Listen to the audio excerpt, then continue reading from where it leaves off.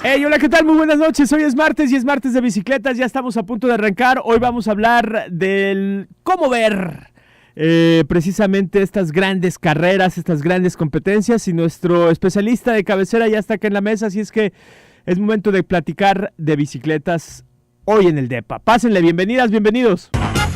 Y ya estamos acá listos para arrancar este DEPA. Qué bueno que están en la sintonía. Le damos la bienvenida. Carlos Sánchez, ¿cómo estás? Muy bien, encantado de regresar a tu programa. Oye, Carlos, no, pues encantado de que puedas venir con nosotros después de tus labores cotidianas y que vengas a platicar de tu pasión, que es la bicicleta. Así es. No, y además después de una pausa larga, ¿no? Se vuelve larguísima en octubre cuando terminan los campeonatos mundiales y a esperar otra vez a que empiece otra vez a tomar ritmo esto de las competencias. Exacto. Oye, Carlos, mira, hemos visto que ya muchos canales de televisión, estos canales deportivos ya tienen sus programas de bicicletas, los canales, pues la televisión, digamos, sí de cable, pero como producción mexicana, producción, ¿no? Local.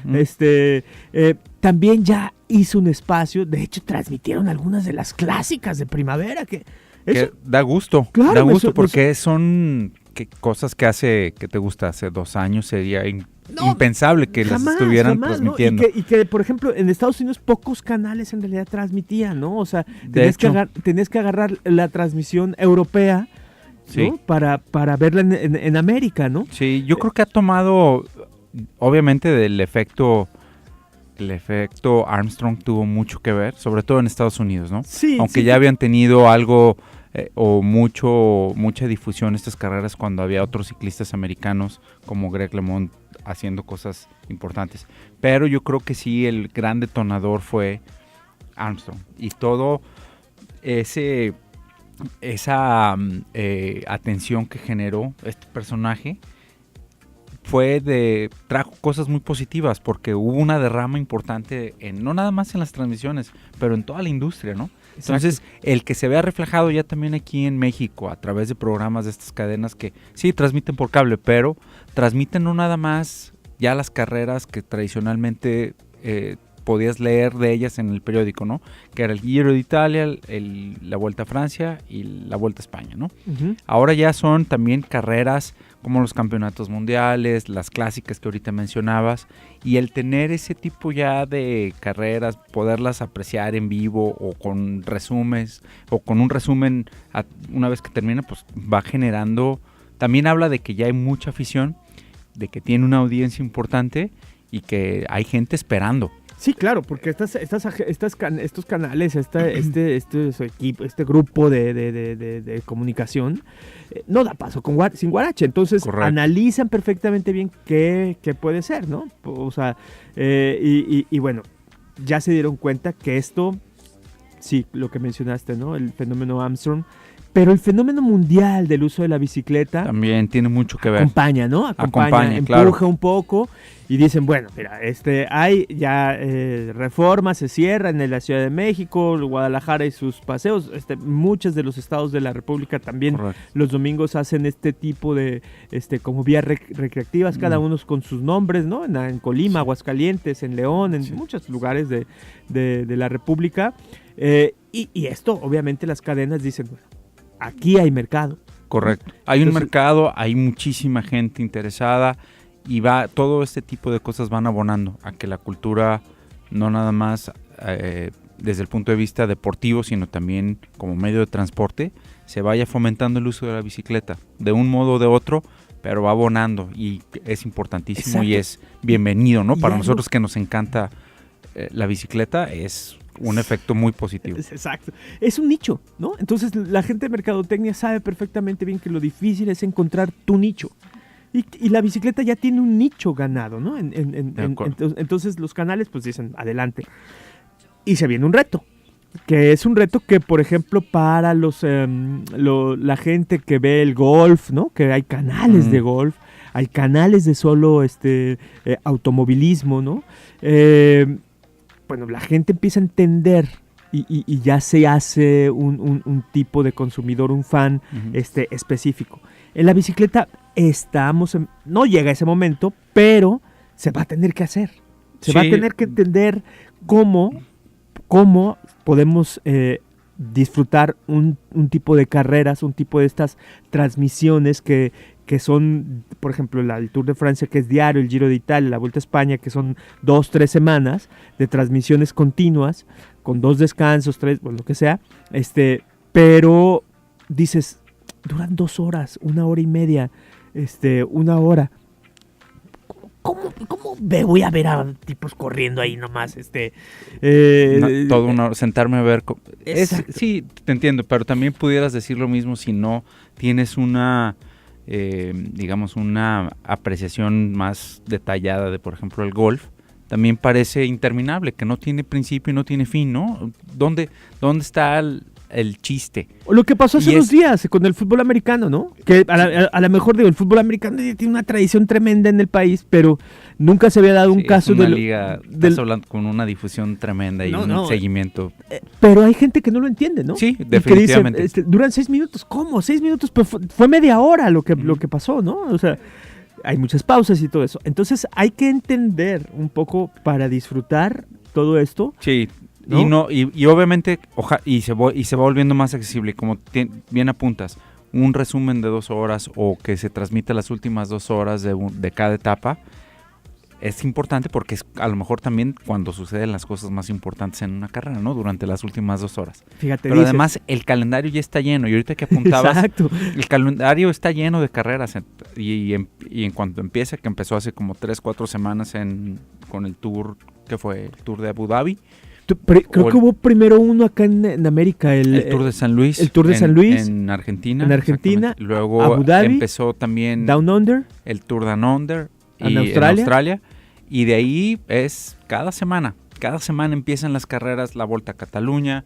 Empieza ahora ya en febrero, vamos a la París-Niza. Uh-huh. Y carreras que empiezan a tomar más relevancia, que son más en el calendario, más relevantes y más importantes, donde ya empiezan a perfilarse también, digamos, los objetivos de algunos equipos y de algunos corredores que van, digamos, calando en su preparación para ciertas carreras más importantes. Ok, vamos a hacer nuestra primera pausa y ahorita regresamos para que nos vayan diciendo y para que Carlos nos vaya platicando cómo es que tenemos que empezar a ver estas 2 últimas horas, que fue un detalle muy interesante el que dijiste.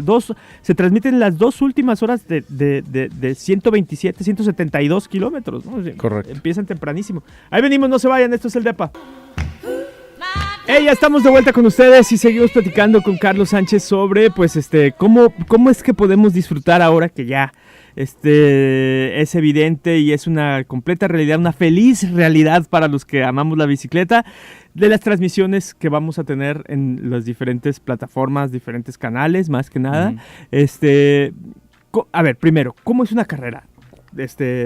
¿En dónde la quieres poner? ¿En la París-Niza, que es la más cercana? ¿O? Mira, sí, y hay, sobre todo como que hay que dividir las carreras en las que son por etapas, las que son carreras de un día, uh-huh, y más o menos ir entendiendo cómo van escalando en prioridad o en importancia o relevancia en el calendario y también como en los objetivos de algunos equipos importantes. Uh-huh. Ahorita lo que estamos viendo mayormente, aunque son carreras ya que entregan premios y que entregan puntuación y que van entregando también, más que nada van sirviendo a muchos equipos de preparación para las carreras que tienen como objetivo en algunos como las que tú mencionas, como la París-Niza, que es de las carreras que inician el calendario en Francia, ya de mayor relevancia. Luego empieza a gestarse todas estas carreras que sirven de mucha preparación para las clásicas de primavera, que en sí es una categoría especial de corredores que se preparan específicamente para esas 4 semanas que empiezan a finales de febrero hasta casi antes de abril, ¿no? Que culmina con la París-Roubaix y que son para mí parte de mi, digamos que de mis favoritas, mi parte favorita del calendario. Creo que son las clásicas. Ahorita, si quieres, en el próximo bloque hablamos solo de las clásicas, ¿no? Porque sí es que aparte, pues, o sea, son corredores diferentes que en algún momento, por ejemplo, sí podemos ver escaladores, sí podemos ver a Salvador Orica Grinesh, bueno, ya no es Orica Grinesh, ahora es Orica... Jayco algo. Ajá, sí, cambió el patrocinador. Pero... Bueno, que quedó en tercer lugar en el Esteban Chávez, ¿dices? Chávez. Ajá. Sí, pero no vas a ver algunos de ellos, pero realmente se concentra en otra cosa. Pero bueno, a tu pregunta original. Okay. Hay que estar al pendiente de estas carreras, son importantes, son interesantes, y también lo que decíamos, el espacio que asignan algunas de estas cadenas que transmiten, obviamente se asigna el tiempo a las últimas 2 horas. ¿Por qué? Porque son etapas largas, como decías antes del corte, ¿no? Son carreras que duran 5 horas, 4 horas y media, quizás si la etapa es muy larga, pueda llegar hasta un poquito más de 6 horas y media. Entonces, estar transmitiendo también las 6 horas y media sería complicado. Lo hacen en algunas carreras como en las más importantes, ¿no? O en algunos otros países sí se transmite toda la carrera. Pero yo creo que la cobertura de 2 horas es más que suficiente, porque estás hablando o vas a poder apreciar las cosas más interesantes, que son las fugas, lo que está haciendo el pelotón para atrapar a la fuga, o cómo se van organizando el trabajo de los equipos para atacar algún obstáculo que se presente en los últimos kilómetros previo a la llegada, ¿no? Y esa es la parte que muchas veces los comentaristas y los que narran estas etapas se concentran en tratar de explicar a la gente qué es lo que está sucediendo o qué sucedió antes de llegar al punto en el que arrancan transmisiones, quién va adelante, quién va fugado, si esa fuga representa realmente un riesgo para el que va liderando la carrera en general, porque como sabes, las carreras, sobre todo las que son por etapas, pues el que va de líder es el que va acumulando menos tiempo en cada una de estas etapas, ¿no? Entonces, pudiera haber ahí intereses si alguien va fugado y está más o menos colocado muy cerca del líder general, digamos a 1 minuto, 1 minuto y medio, y la fuga lleva 3, 4 minutos de ventaja, pues entonces va a haber interés del equipo para el que corre el líder de hacer un trabajo especial para alcanzar a los que van fugados.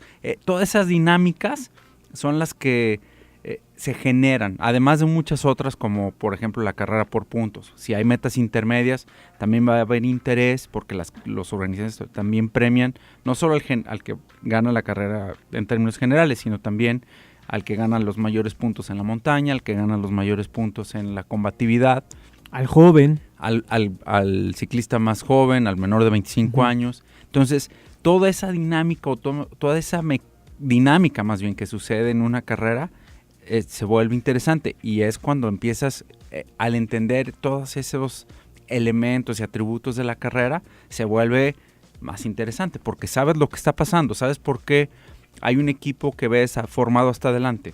Exacto. O por qué no ves a un equipo formado hasta adelante, ¿no? Tratando de, como se dice, trabajando. Exacto. Esos son los términos, mucha de esta terminología que vamos a escuchar a la hora de las transmisiones, es importante conocerlas, ¿no? Correcto. Para que la gente empiece a familiarizarse de todos estos términos, de todas estas situaciones de carrera, en donde, por ejemplo, a ver, Carlos, ¿cuántos miembros hay en un equipo? Supongamos en el equipo... Son entre 8 y 9. Entre 8 y 9 por cada equipo, y son alrededor de 18 equipos los que son invitados a una carrera. 8 y 9 ciclistas, pilotos, en donde 7 o 8 van a trabajar para uno, que es el capitán, correcto, digamos. Correcto. ¿No? El capitán del equipo. El capitán del equipo es generalmente en una carrera por etapas, es el que tiene las facultades o las mayores probabilidades de quedar bien posicionado en la tabla general. El resto de sus compañeros, el resto del equipo, trabaja para él. Trabaja y decimos, ¿cómo que trabaja? Bueno, pues corren 172 kilómetros. Arrancan, salen y empiezan a formarse, ¿no? En una hilera, y los propios equipos van protegiendo o cortándole el aire a este capitán, para que cuando lleguemos a los kilómetros finales, no quiero poner un número, empiece el capitán o el líder del equipo a hacer lo suyo. Sí, cada elemento, y es un concepto difícil como de aterrizar, cuando se dice que el ciclismo fundamentalmente es un deporte de equipo, pero el esfuerzo es individual. Exacto. Ahora, dentro de un equipo, cada ciclista que es seleccionado para participar en una carrera tiene un rol específico. Es casi como en los equipos de fútbol, hay defensas, delanteros, medios y porteros, ¿no? Exacto. Acá es un rol, obviamente, a lo mejor no es tan distintivo, no es tan evidente, ¿no? Es tan evidente, exactamente. No es tan evidente el rol de cada uno, porque además no lo ves siempre, pero cada quien tiene una función. Hay quienes van a acompañar más de cerca al líder cuando hay etapas de montaña. Va a haber 2 escaladores que también suben casi al mismo paso que el líder. Exacto. Va a haber 2, 3 ciclistas que en las etapas mayormente planas, donde no hay muchas subidas, van a ser los que le ayuden a sostener un paso, como bien decías ahorita, protegiéndolo del viento. El viento y el peso son los enemigos más grandes de cualquier ciclista. Son las variantes que siempre se consideran en la carrera. Correcto. Esas variantes son las fundamentales, ¿no? ¿Cómo va a estar el aire? Si hay una fuga que va a afectar al líder, y es una etapa relativamente llana, plana, sin tantos obstáculos,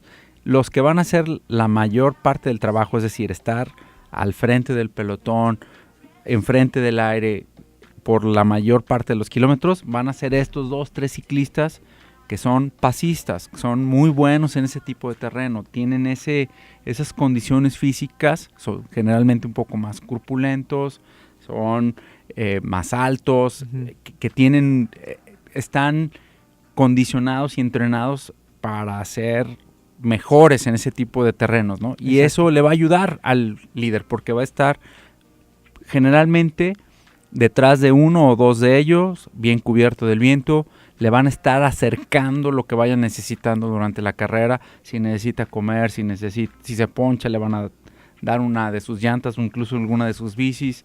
¿Sí me explicó? Tienen esos roles y esas funciones, y esa dinámica siempre está presente en todos los equipos. Muy bien, vamos a hacer nuestra segunda pausa y ahorita regresamos porque hay más cosas. Ahorita en el próximo bloque, que ya es importante hablar de las clásicas de primavera, que son pues las que sostienen, muchas veces son las que sostienen, bueno, no tanto porque están el Giro pero son en el calendario. Los grandes fans preparan todo para ver estas competencias, estas carreras. Ahí venimos, no se vayan, esto es el DEPA. Y ya estamos de vuelta con ustedes, gracias a la gente que se ha estado comunicando a través del WhatsApp. Bueno, pues les paso la línea 33 18 80 76 41. Gracias por sus comentarios. Saludos a Daniel, que nos está escuchando, y a su ¿cómo le podríamos decir? A su pasajera, ¿no? A su coequipera. A su coequipera, exacto. Que también a su gregaria. A su gregaria. Oye, y bueno, pues, a ver, Carlos, ¿cómo son las clásicas de primavera? Las clásicas de primavera son carreras de un día. Generalmente se corren en el norte de Europa. Es donde se sitúan la mayoría o las más importantes. No son las únicas, pero son las más importantes.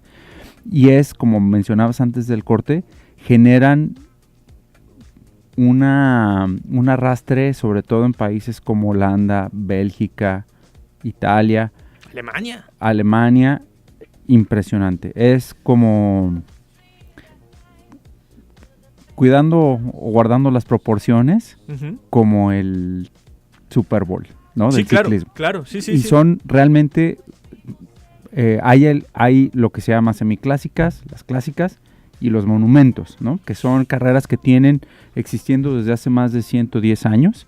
Obviamente hay ediciones interrumpidas por las guerras mundiales o algún otro evento que la haya impedido la edición, pero hay, como platicamos al principio del programa, genera como una especialización en los ciclistas que realmente contienden para ganarlas, ¿no? Y son carreras que están dentro del programa Pro Tour. Entonces todos los equipos que están, digamos que son parte del Pro Tour, tienen participantes. Y esos equipos tienen o se concentran o también hacen un esfuerzo por contratar a los mejores clasicómanos, como se les dice, ¿no? A los ciclistas que tienen en sus objetivos y que tienen esas condiciones para contender por eso. Entonces tú vas a ver equipos, sobre todo equipos belgas, tratando de hacerse de los servicios de los mejores ciclistas, y también el equipo que va a contender o que va a competir en esas carreras también es armado exprofeso para esas 5 semanas. Y tienen un programa de entrenamiento específico desde la pretemporada, ¿no?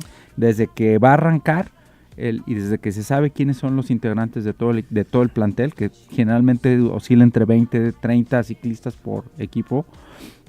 Ahí va a haber un equipo que esté concentrado para alcanzar su pico más alto de preparación en anticipación de las carreras de estas 4 o 5 semanas. Carlos, ¿cómo son las características de estas clásicas de primavera? O sea, ¿qué tienen de diferente a las grandes vueltas? Además de la historia, el prestigio, o bueno, el prestigio más bien es el resultado de lo épico que se han vuelto esas carreras. Claro. Ahora, por ejemplo, con la que empieza el calendario, el primer monumento en el calendario es la Milán-San Remo. Es una carrera que sale de Milán y termina en San Remo. Son casi 300 kilómetros. Entonces, esa carrera por la distancia en sí es tremenda. Aunque es mayormente plana, no hay grandes subidas. Pero imagínate poder rodar 300 kilómetros y no a una velocidad de paseo. Ajá. Estás hablando a paso de carrera, ¿no? Sí, estamos hablando pues que unos 60.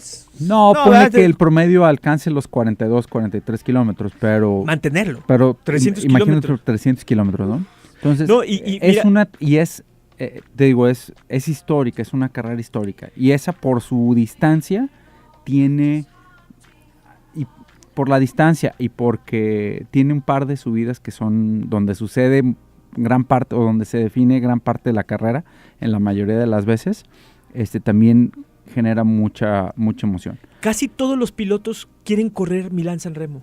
Casi todo, en algún momento de su temporada, sí. Si preparan, por ejemplo, el Giro, si preparan el Tour, incluyen Milán-San Remo, ¿no? Sí. Es una carrera, digamos, más para los sprinters, ajá. Más para los sprinters, porque te digo, es una carrera mayormente plana, pero sí hay corredores que vas a volverlos a ver en el Tour o en cualquier carrera de 3 semanas, también compitiendo ahí. Ahora, luego, al terminar Milán-San Remo, las carreras empiezan a irse hacia el norte de Europa, sobre todo en los Países Bajos. Y ahí la característica principal es que se corre sobre carretera, pero también sobre caminos rurales, caminos muy viejos, donde además el clima es un factor importantísimo, porque aunque ya estás entrando la primavera, entre comillas, hay muchas veces, hace un frío del demonio, hace muchísimo viento. Exacto. Y hace, en ocasiones, hasta neva, ¿no? Entonces... Cuando pasan por ese tipo de caminos que muchas veces son empedrados, es que además, para dimensionar aquí digamos, la afición y la tensión que genera, hay caminos que permanecen cerrados todo el año y nada más los abren para las carreras.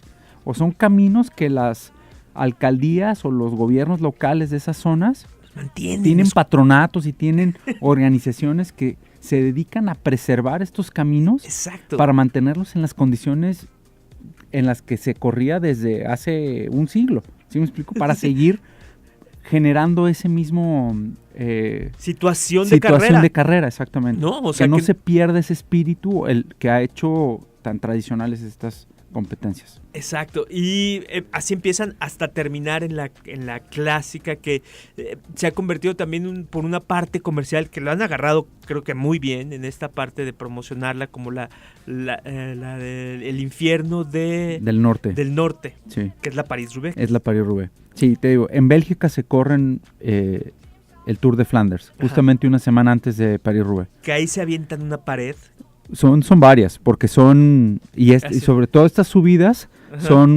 deben ser como unas 19, entre 19 y 25 subidas, todas en empedrado, con unas pendientes que pueden alcanzar hasta 20-22% de inclinación, cortas, realmente de 1,5 kilómetros, 2,5 kilómetros, no más, pero con sectores que te digo, en condiciones húmedas o en condiciones de lluvia o de nieve, pues se vuelven prácticamente imposible de subir, ¿no? Y es un espectáculo en sí, y es una semana en la que se paraliza ese país, y no nada más ese país, sino alrededor, porque todo el mundo está al pendiente de lo que va a suceder. La gente está tan enterada y tan informada que hasta saben el tamaño de la corona del plato que utilizan los ciclistas y el tamaño de la corona del sprocket que van a utilizar en cada subida. Es así de... Sí, técnicamente es muy cuidada, es muy estudiada, porque... Sí. Gracias a esta técnica, pues es grandioso, ¿no? Sí. Esta carrera que mencionaste, el Tour de Flandes, lo ha ganado 2 veces Alejandro Valverde, ¿verdad? No, Valverde no la ha ganado. De hecho, creo que ningún español ha ganado Tour de Flanders, pero la que ha ganado Valverde son otras. Ahí no pasan tanto.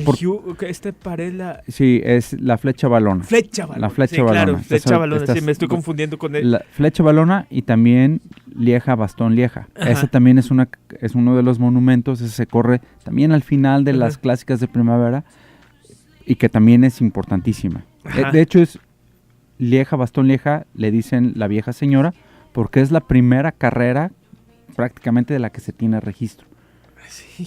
Imagínense que cómo se sigue manteniendo todo este gusto por este tipo de competencias que son de un día, ¿no? De un día. De unas horas y listo, se acaba. Y se preparan por meses de anticipación. Y ganar una carrera de esas le da la vuelta a tu carrera profesional. Claro, aparte catapulta. Te catapulta y te da la oportunidad de mantenerte en un equipo por mucho tiempo. Vamos a nuestra siguiente pausa. Sí, creo que es la última. Y ahí venimos porque seguimos platicando de, a ver, qué más detalles hay que ver en estas grandes competencias y nos vamos acercando al Giro, a la Vuelta y al Tour de Francia. Ahí venimos, no se vayan. Ya estamos de vuelta con ustedes y pues bueno, las importantes en el tema publicidad, comercial y todo, pues son las 3, ¿no? El Giro, la Vuelta y el Tour de Francia. Correcto. Para estas carreras se arma muchísimo, o sea, también es otra preparación. Ya no se necesitan a estos percherones que dijiste en las carreras de las clásicas de primavera, hombres muy altos, fuertes, pues,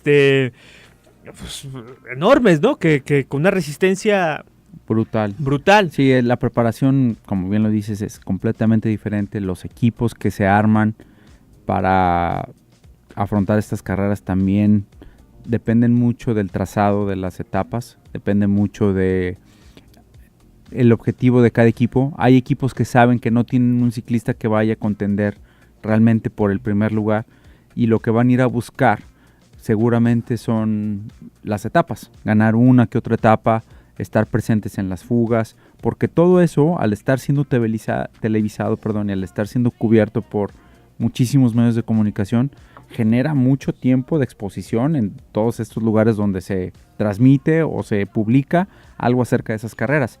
Y en el ciclismo profesional también de eso se trata, es parte fundamental de estar presente, ser visto, ¿no? Para que tus patrocinadores tengan esa exposición. Me decía un amigo, por eso precisamente los uniformes de los ciclistas son como con muchos nombres. Claro, ¿no? O sea, es precisamente por eso. Hay equipos en que te dicen, ¿sabes qué? Siempre voy a estar en las fugas.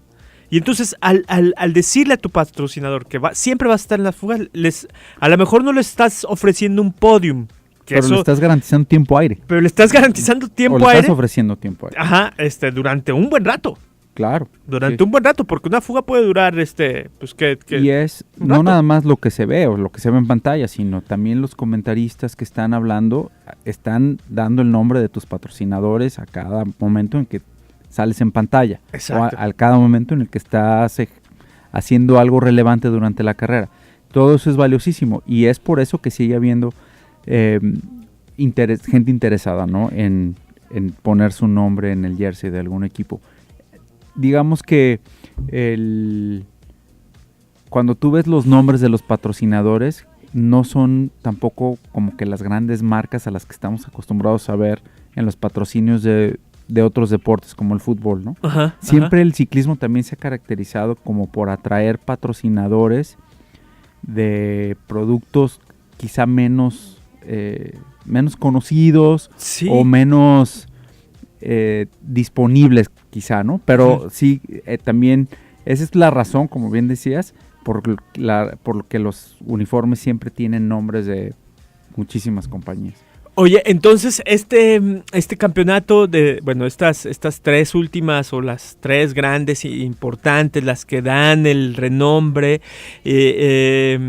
también se componen de 9 pilotos. Sí, hay por ahí una iniciativa de reducir el número de ciclistas por equipo, de bajarlo a 8 también para las tres grandes. La verdad no he vuelto a leer en qué ha quedado esa iniciativa. ¿Por qué? ¿Por qué crees que esté manejado por ahí? Hay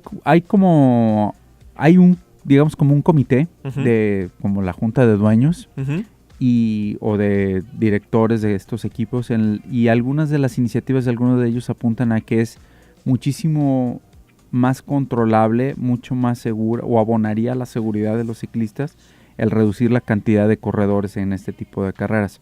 Va por ese tema, ¿no? Toca aspectos de seguridad, de ofrecer mejores condiciones para los corredores, hacerlo menos caótico en algunas situaciones pero la verdad es que también siendo también carreras tan largas con tanto desgaste físico, pero también con tantos imponderables, ¿no? Un claro, accidente puede ser una caída de un raspón o puede ser que en la primera etapa te retires de la carrera. Eso también puede ir reduciendo mucho las oportunidades de los equipos de permanecer completos, ¿no? O con un buen número de participantes para seguir aspirando a los objetivos que se habían trazado.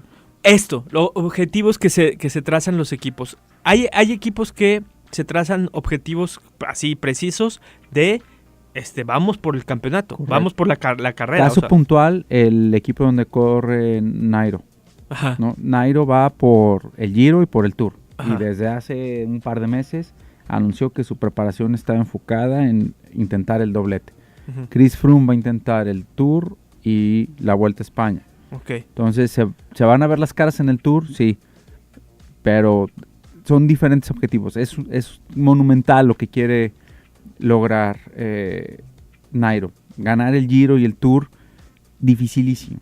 Sí, aunque hay poquito más de un mes entre cada una de las competencias, es dificilísimo. ¿Por qué es tan difícil? O sea, a lo mejor nosotros aquí en la mesa sí lo entendemos, Carlos, pero la gente que nos está escuchando, y aprovecho para mandarle saludos a 3642, la terminación, dice, gracias por tener temas de ciclismo. Bueno, pues gracias a ti por escucharlo, y pues precisamente así es, ¿no? Sí, y mira, es muy difícil porque la preparación es muy específica y tienes que llegar acondicionado o preparar tu plan de entrenamiento apuntando a esas 3 semanas que son en mayo para el Giro de Italia y obtener tu máximo rendimiento en esas 3 semanas. Después, si quieres intentar el Tour de Francia y con las mismas aspiraciones de ganar, tienes que recuperarte de ese esfuerzo de 3 semanas y luego volver a intentar otra vez llevar tu nivel de rendimiento físico, tu peso, tu alimentación, tu descanso. Todo eso tiene que estar apuntado para que en un mes estés otra vez a punto para competir a ese nivel en un periodo muy corto. Entonces, fisiológicamente es un reto ya en sí, porque digamos que los últimos que lo intentaron y que fueron exitosos fue, del que yo recuerde así, fue Miguel Indurain. Miguel Indurain ganó, creo que fueron 2 años consecutivos el Giro y el Tour. Nomás para que te des una idea. Lance Armstrong nunca intentó el Giro y el Tour. Jamás lo intentó. O sea, él se concentraba en el Tour. Y eso que traía jiribilla. ¿No? Y se le comprobó. Sí, bueno, casi todos, ¿no? En su tiempo casi todos. Pero a lo que voy es que realmente es un objetivo muy ambicioso el querer ganar 2 vueltas grandes en una misma temporada. Realmente es punto imposible. Sí, ¿verdad? Ojalá, digo, tienen que estar muy, muy bien preparados. Todo tiene que salir bien, tu preparación, y en la carrera no te tiene que pasar absolutamente nada. No te puedes enfermar, no te puede dar un malestar estomacal, un resfriado, porque baja tu rendimiento muchísimo. Y no te puedes caer. Y van con el mismo capitán en las 2, ¿verdad? O sea, el mismo líder, Nairo. Va a ir Nairo como líder de las 2, definitivamente. Sí, eso es lo y que también es difícil porque su equipo va a ser muy similar. Entonces también su equipo tiene que recuperarse después del Giro de Italia. Claro. Para estar también en condiciones de apoyar en todo lo que necesita apoyar a Nairo durante el Tour de Francia. Oye, Carlos, con esta situación que viven los países en América Latina, cada vez la vemos más difícil que tengamos un representante, un equipo que represente a América Latina. O sea, ya no digo Team Colombia, ¿no? Que ya lo hizo. Pero algo así, ¿no? Que va a ser difícil, pero justamente hoy leía, y es el primer paso, justamente hoy leí una noticia, hay un equipo aquí que es de San Luis Potosí, de los Chiclets, que ya alcanzó el grado continental. O sea, ya lo vamos a ver a lo mejor en el Tour de California. Seguramente lo vamos a ver en el Tour de California. ¡Qué chido! Ya teniendo o habiendo alcanzado esa categoría, y dependiendo de los resultados que vaya teniendo este equipo en las carreras a las que sea, de las que participe, va a ser, cuando menos ya es candidato para que lo puedan invitar como comodín a todas las carreras del Pro Tour. Obviamente no en todas lo van a invitar, y seguramente va a tardar, porque también equipos continentales hay muchísimos, y todos quieren esa exposición. Entonces, pero es el primer paso, ya hay un equipo mexicano con esa categoría. Ese es bravo, ¿no? Qué bueno. Ya, claro. No es Pro Tour, pero ya es continental. Arañándolo. O sea, ya lo único que le falta es lograr puntos, quizás un poquito más de lana en esa cuenta bancaria, y para poder correr en Europa. Y recibir la invitación. Esperar invitaciones, exacto. Esperar invitación. Ya nos vamos, Carlos. Muchísimas gracias por habernos acompañado. Siempre un placer escucharte y hablar de bici. La gente que se comunicó a través del WhatsApp, pues muchísimas gracias. Hay varios, no los vamos a poder mencionar porque ya nos vamos.